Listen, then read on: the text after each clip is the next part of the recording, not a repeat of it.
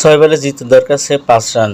দাসুক সানাকার করা প্রথম বলটায় short fine leg দিয়ে 4 হাঁকিয়েছেন জাকির আলী। সমীকরণ সোজা, 5 বলে 1 রান। কিন্তু নাটক যে তখনও বাকি। সানাকার পরের 3 বলে কোনো রান তুলতে পারল না বাংলাদেশ, উল্টো উইকেট হারালো 2টি, জাকির ও মেহেদী। তবে পঞ্চম বলে তার বিপদ হতে দিল না নাসিম আহমেদ। মুখোমুখি প্রথম বলটায় সিঙ্গেল নিয়ে 1 বল বাকি থাকতেই এনে দেয় 4 উইকেটের রুদ্ধশ্বাস জয়। শ্রীলঙ্কাকে হারিয়ে সুপার 4-এ যাত্রা শুরু করল বাংলাদেশ। টি-20 তৃতীয় সর্বোচ্চ রান তাড়া করে জিতল বাংলাদেশ। এই ফরম্যাটে সবচেয়ে বড় লক্ষ্য ছুঁয়েছে বাংলাদেশ, জিতেছে মাত্র 2টিতে। 2018 সালের নেহাদাস ট্রফিতে এই শ্রীলঙ্কার বিপক্ষেই সর্বোচ্চ 215 রানের লক্ষ্যে ছুঁয়ে জিতেছিল বাংলাদেশ।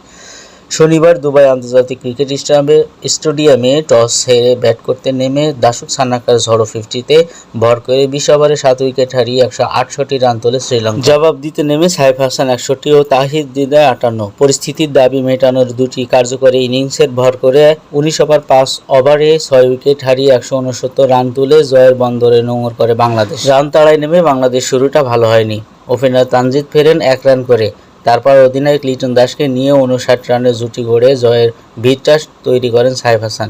লিটন সাকিব আল হাসানকে পিছনে ফেলে আন্তর্জাতিক টি-20তে বাংলাদেশের হয়ে সবচেয়ে বেশি রানের রেকর্ড গড়ে ফেরেন 23 রান করে।